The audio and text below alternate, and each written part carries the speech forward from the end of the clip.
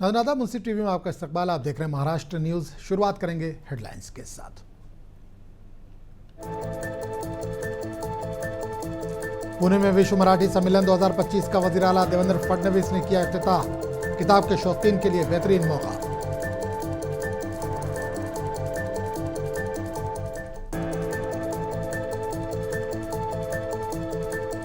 Shiv Sena UBT के leader आनंद दुबे ने मरकज को जमकर बनाया तनकीद का निशाना। कहा, सरकार 11 साल से बजट पेश कर रही है, पर इस बजट से आम लोगों को कुछ नहीं मिला।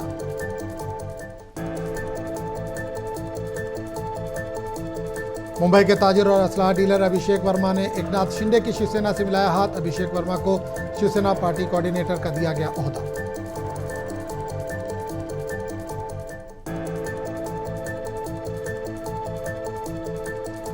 महाराष्ट्र के जिला बुल्डाना में एक 35 साल हमला खातून के जनीन में जनीन पाया गया। डॉक्टर हैरान। कहा, लाखों में ऐसा केस देखने को मिलता है।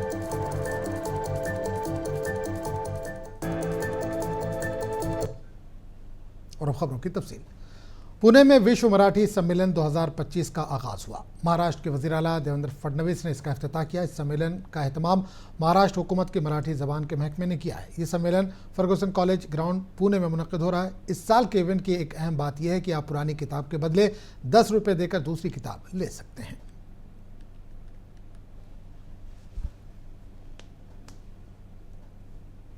या ठिकाणी विश्व मराठी संमेलन होत आहे, ही खरोखर आपल्या सगळ्यांकरता अतिशय आनंदाची गोष्ट आहे। आणि त्याच वेळी ज्याचा उल्लेख सर्व पूर्व वक्त्यांनी केला, मराठी भाषेला अभिजात दर्जा मिळाल्यानंतरचं हे पहिलं संमेलन आहे, याचा आपल्या सर्वांना आनंद आहे। आणि म्हणून मी देखील त्या निमित्ताने माननीय देशाचे प्रधानमंत्री श्री नरेंद्र मोदीजी यांचे मनापासून आभार मानतो। खरं म्हणजे अभिजात मराठी हीच संकल्पना देखील या संमेलनाची आपण या ठिकाणी घेतलेली आहे। आणि आज या निमित्ताने आपण मधु मंगेश कर्णिकजींचा देखील सत्कार केलेला आहे। भारत सरकारनेही त्यांना पद्मश्री यापूर्वीच दिलेली आहे। कथा, कादंबरी, ललित, कविता, नाटक, चरित्र, आत्मचरित्र, सगळ्या गोष्टी, साहित्याचे सर्व प्रकार ज्या व्यक्तींनी निर्माण केले, असं सृजनशील व्यक्तिमत्व 4थ्या वर्षी साहित्याची निर्मिती सुरू केली आणि आता नाबाद 93 आहेत। अशा प्रकारचे मधु मंगेश कर्णिक हे खऱ्या अर्थानं आमच्या मराठीला समृद्ध करणारे आहेत। आणि म्हणून त्यांचा सत्कार करताना खरोखर मला असं वाटतं की आपल्या सर्वांना अतिशय आनंद या ठिकाणी होतो। दिल्ली में असेंबली इंतखाबात की तैयारियां जारी हैं। सभी जमातों ने अपने स्टार कैंपेनरों को मैदान में उतार दिया है। कल महाराष्ट्र के वज़ीर आला देवेंद्र फडणवीस ने भी इंतखाबी प्रोग्राम में शिरकत की। इस दौरान इन्होंने केजरीवाल के झूठ पर जमकर चुटकी ली।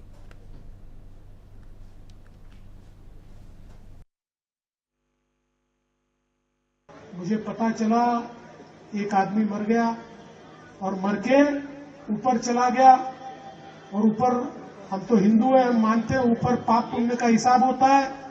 तो चित्रगुप्त के सामने चला गया।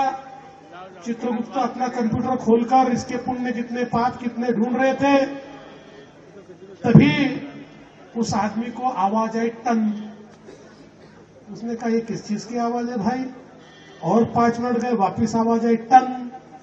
उसने चित्रगुप्त को पूछा, चित्रगुप्त जी ये किस चीज की आवाज है? चित्रगुप्त ने उसको बताया, दिल्ली में चुनाव चल रहा है, और चुनाव में जब कोई नेता झूठ बोलता है तो टन से आवाज आती है। हमने व्यवस्था करके रखी हुई है। लेकिन और 10 मिनट गए, और 10 मिनट के बाद आवाज आने लगी, टन टना टन टन टना टन टन टना टन टन। उसने पूछा, चित्रगुप्त अब क्या हो गया? बोले, दिल्ली के चुनाव में केजरीवाल जी का भाषण प्रारंभ हो गया, इसलिए ये आवाज आ रही है। आज से बजट सेशन का आगाज हो गया है। सबकी निगाहें निर्मला सीतारमण पर टिकी हैं। एनसीपी लीडर क्लाइड क्रिस्टो ने कहा कि बजट आम आदमी के लिए होना चाहिए। इन्होंने कहा कि निर्मला सीतारमण बात तो आम आदमी की करती हैं, पर बजट में इसका असर नहीं दिखता।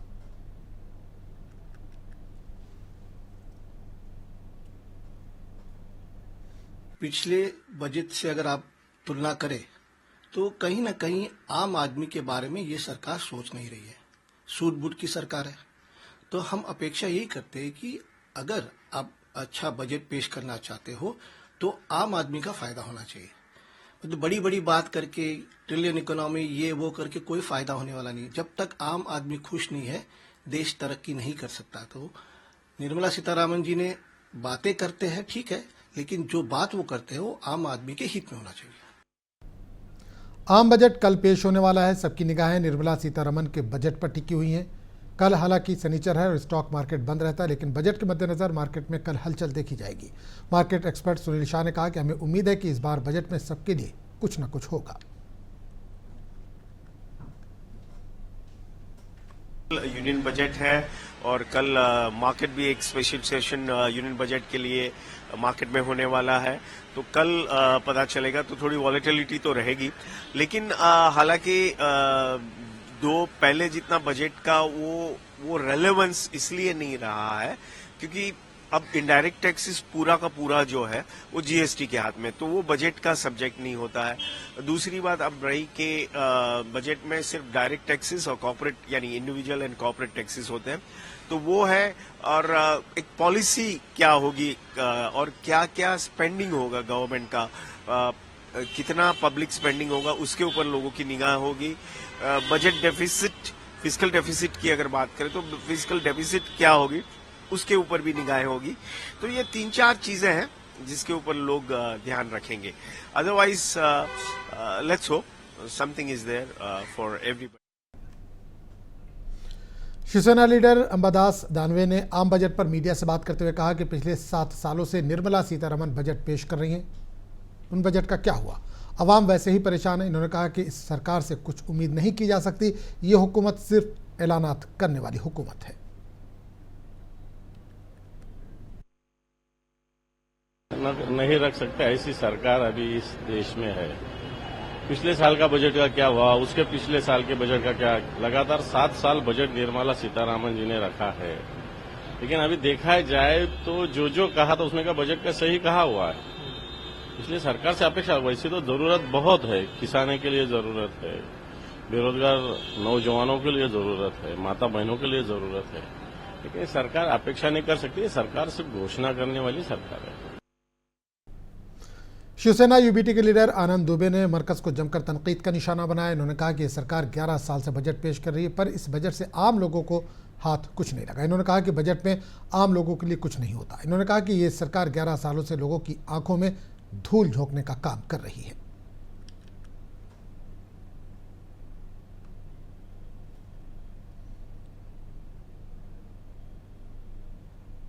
और देखिए 2014 में आदरणीय प्रधानमंत्री जी आए थे, जब तो उन्होंने कहा था कि बहुत हो गई महंगाई की मार, अब की बार मोदी सरकार।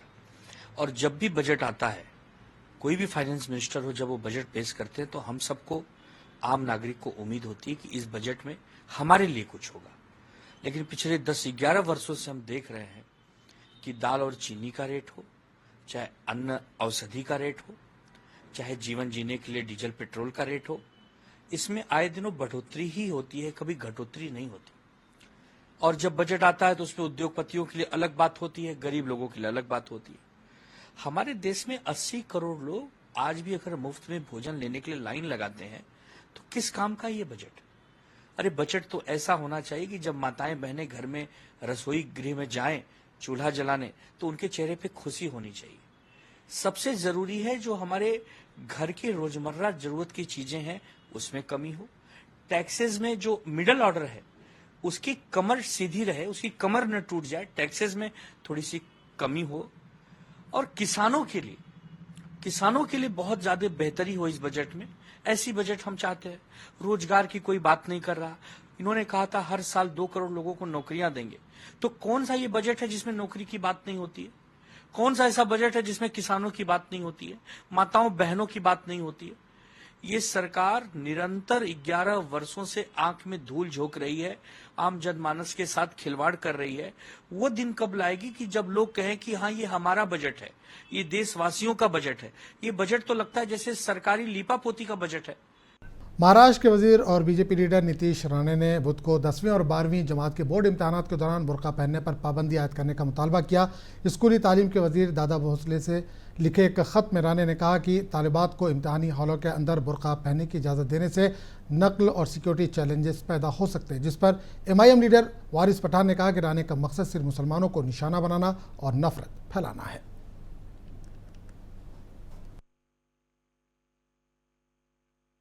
उनको पता ही नहीं है क्या है हिजाब का मैटर।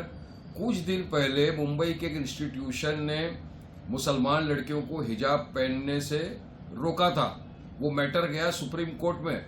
सुप्रीम कोर्ट में उस ऑर्डर पे स्टे लगाया है। ये भी इनको नहीं पता है। कितने सारे जजमेंट्स है सुप्रीम कोर्ट के ऊपर। उनको तो ये भी नहीं पता आर्टिकल 26 क्या है, आर्टिकल 29 क्या है, फ्रीडम ऑफ चॉइस है उसके अंदर, फ्रीडम टू प्रैक्टिस रिलीजन है उसमें। तो ये एक हिजाब जो है ये एसेंशियल प्रैक्टिस में आता है हमारे मुसलमानों के। इसमें इनको क्या तकलीफ है? हाँ, ये बोलते हैं कि उससे चीटिंग करने का चांस हो जाता है, कॉपी कर सकते हैं एग्जाम में। अरे भाई मुझे बताओ, अब तक कितनी हिजाब पहनी हुई लड़कियों ने कॉपी किया और चीटिंग करते हुए पकड़ा गई है? कोई है डेटा आपके पास? सिर्फ इल्जाम लगाओ, बस झूठ परोसो। हम तो नहीं बोलते ना किसी को। हमारी हिंदू बहन टीका लगा के जाती है, सिंदूर लगा के जाए, मंगलसूत्र पहन के जाए, हमको तो कोई ऑब्जेक्शन नहीं है। हमारे सरदार भाई हाथ में कड़ा पहन कर जाते हैं, पगड़ी लगाते हैं, लगाइए, सबको राइट है अपना रिलीजियस प्रैक्टिस करने का। मगर ये सिर्फ मुसलमानों के खिलाफ नफरत घोलना। अब ये सिखाएंगे हमको क्या खाना, क्या पहनना, क्या ओढ़ना, कहाँ घूमना। कल को तो ये बोलेंगे कि मुसलमान को दाढ़ी भी नहीं रखना चाहिए, टोपी भी नहीं रखना चाहिए। तो क्या सारी बकवासों को मान्यता दी जाएगी क्या? और क्या कर रही है सरकार? उसको रोकना चाहिए। दिल्ली असेंबली इंतखाबात में झूठ को लेकर खूब चर्चा जारी है। सभी पार्टियां एक दूसरे के लीडरों को झूठा साबित करने पर तुली हुई हैं। ऐसे में शिवसेना UBT के MP संजय राउत ने कहा कि सबसे ज्यादा झूठ वज़ीर-ए-आज़म नरेंद्र मोदी और अमित शाह बोलते हैं। इन्होंने कहा कि पहले वादा करते हैं फिर बोलते हैं, ये तो सिर्फ एक जुमला था।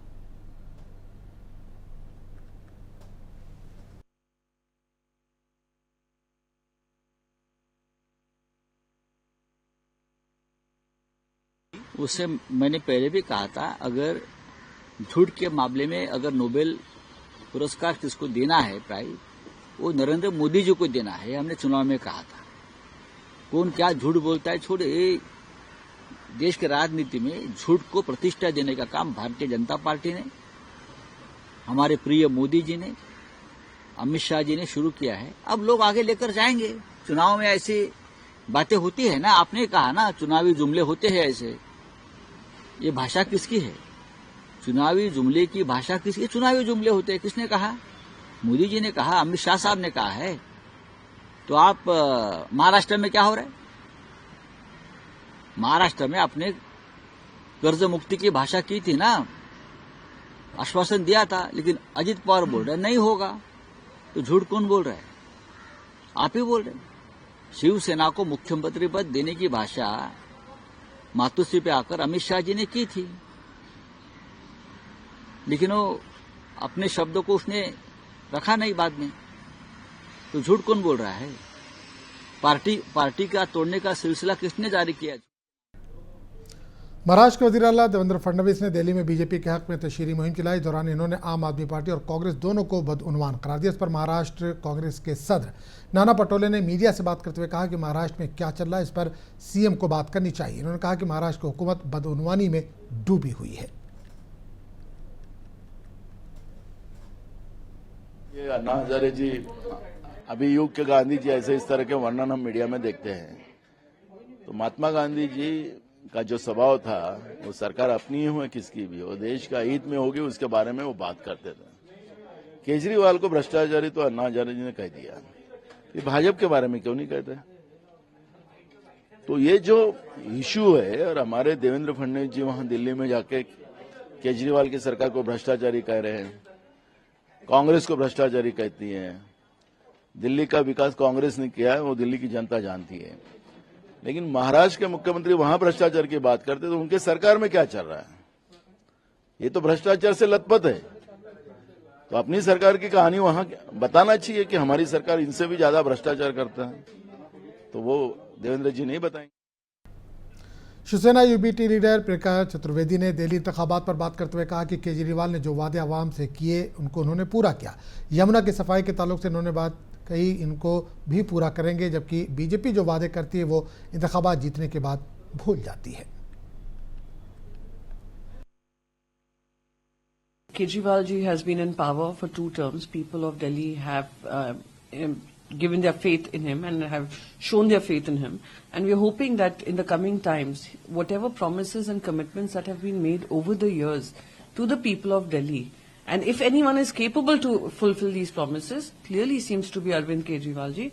And as far as the cleaning of Yamuna River is concerned, as far as the air quality is concerned, I'm very certain that Mr. Kejriwal would be able to address these issues, while BJP, on the other hand, we have seen consistently that they make some commitments to the people, and as soon as they are elected into power, they forget. Maharashtra के deputy CM Eknath Shinde party को मजीद मजबूत करने में लगे हैं। अब कई ताजिर भी एकनाथ शिंदे की पार्टी में शामिल हो रहे हैं, जो शिवसेना को मजीद मजबूत कर रहे हैं। मुंबई के ताजिर और असलाह डीलर अभिषेक वर्मा ने जुमेरात को एकनाथ शिंदे से हाथ मिलाया। जराये के मुताबिक अभिषेक वर्मा को शिवसेना पार्टी कोऑर्डिनेटर का ओहदा दिया गया। आपको बताते चले कि इससे कबल इन पर हेलीकॉप्टर घोटाले और आबदोज खरीदारी घोटाले में रिश्वत सतानी और बदउनवानी के इल्जाम थे। ताहम 2015 और 2017 में अदालत ने अभिषेक वर्मा को इन तमाम इल्जामात से बरी कर दिया था।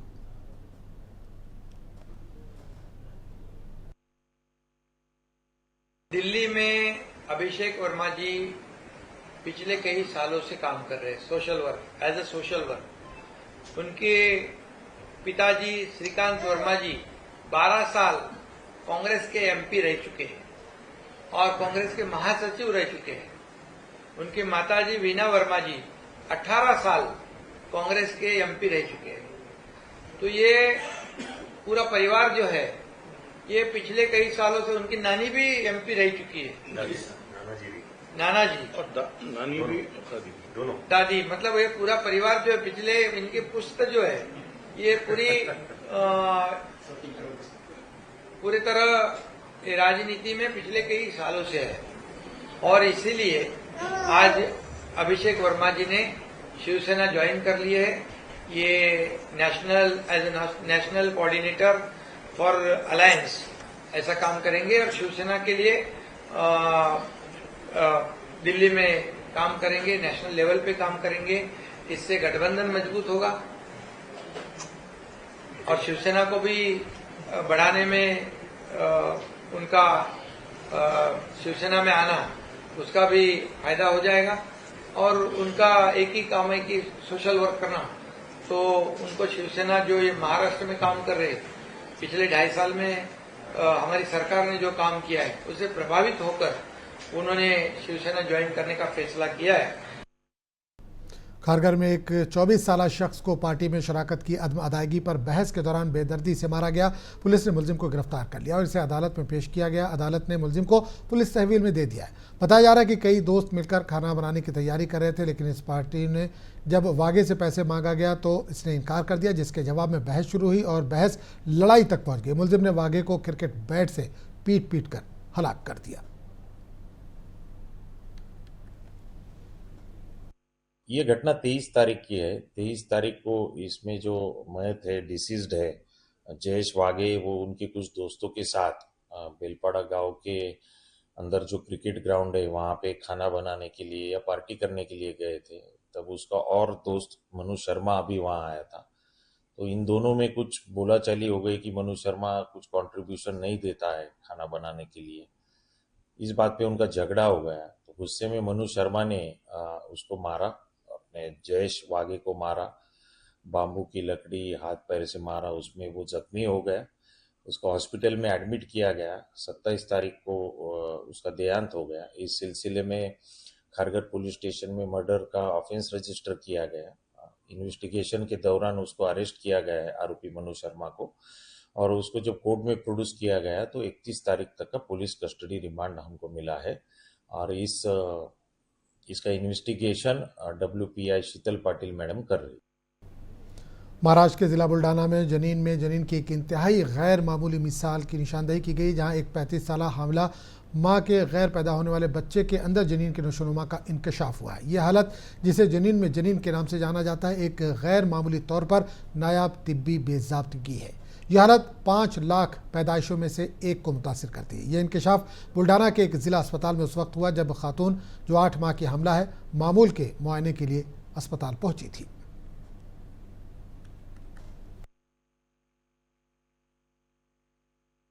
दो दिन पहले एक लेडीज आई थी जिसकी उम्र 32 साल के आसपास थी। उसको 9वां महीना जब स्टार्ट हुआ था, सोनोग्राफी करते वक्त मेरे ऐसे ध्यान में आया कि बच्चा जो है उसका, उसके पेट में भी और एक बच्चा है। उसके पहले की सोनोग्राफी में ये चीजें मिस हो गई थी, क्योंकि ये बहुत रेयर कंडीशन है जिसमें कोई सोच भी नहीं सकता है ऐसी कुछ कंडीशन हो सकती है। तो मैंने डिटेल स्टडी किया, 1-2 डॉक्टर से और कंफर्म किया, और फिर ये कंफर्म हो गया कि जो उसके पेट में बच्चा है वो बच्चे के पेट में भी और एक बच्चा है जो कि बढ़ नहीं रहा है, और इसी हिसाब से उससे ट्रीटमेंट के लिए आगे हमने रेफर किया है। ऐसी केसेस इससे पहले देखने में आई होगी? इससे पहले दुनिया में 100 से 200 केसेस के ऊपर तो नोटिस नहीं हुआ है, और हुआ भी है तो डिलीवरी के बाद पता चलता है, पर थोड़ा सोनोग्राफी अच्छे से करने पर हमें। आखिर नजर हेडलाइंस पर।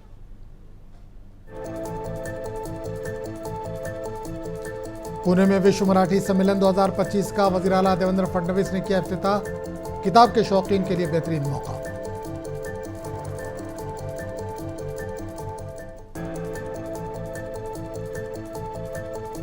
शिवसेना यूबीटी के लीडर आनंद दुबे ने मरकज को जमकर तनकीद का निशाना बनाया। कहा, सरकार 11 साल से बजट पेश कर रही है, पर इस बजट से आम लोगों को कुछ नहीं मिला।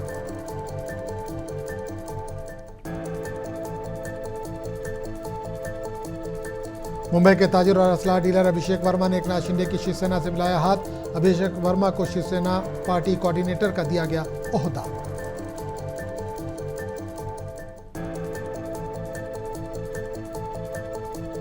महाराष्ट्र के जिला बुल्डाना में एक 35 साला हमला, खातून के जनीन में जनीन पाया गया। डॉक्टर हैरान, कहा लाखों में ऐसा केस देखने को मिलता है।